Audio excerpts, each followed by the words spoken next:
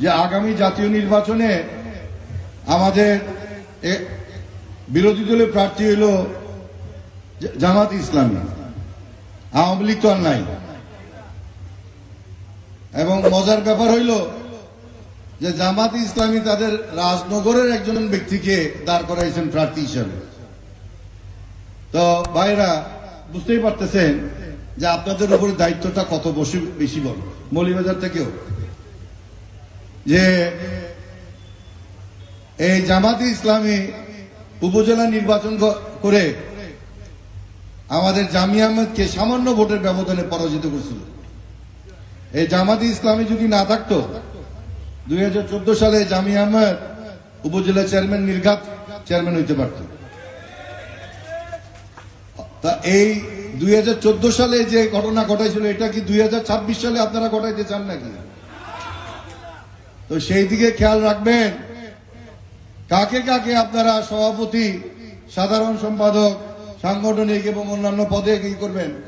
হ্যাঁ, সেইভাবে আপনারা আপনাদের যাতে এই জামাতে ইসলামী 2014 সালের মতন যেন আমাদের ভোট কেড়ে নিতে না পারে, ঠিক আছে? এবং এই রাজনগর হলো আগে ছিল হইল বিএনপি এবং আওয়ামী লীগের জায়গা, ঠিক কিনা? এখানে জামাত ইসলামী কখনো ছিল নাকি? আমি 1995 সাল থেকে এখানে রাজনীতির সাথে যুক্ত, আজকে 40 বছর। আমার কানে কখনো আসে নাই যে জামাত ইসলামী এখানে রাজনগরে কোনো ইয়ে আছে। জামাত ইসলামীরা করে কি, একজন প্রার্থী এখানে খারাইছে, সারা দেশ থেকে জামাতিদের নিয়ে আসবে এখানে।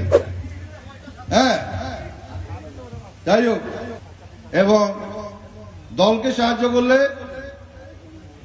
আমাদের চেয়ারম্যান জনাব তারেক রহমানের হাত শক্ত হবে, ঠিক আছে না? অতএব আপনারা আপনাদের বিবেক বুদ্ধি দিয়ে সুচিন্তিতভাবে আপনাদের ভোটাধিকার প্রয়োগ করবেন, আমি আশা করি। আগামীতে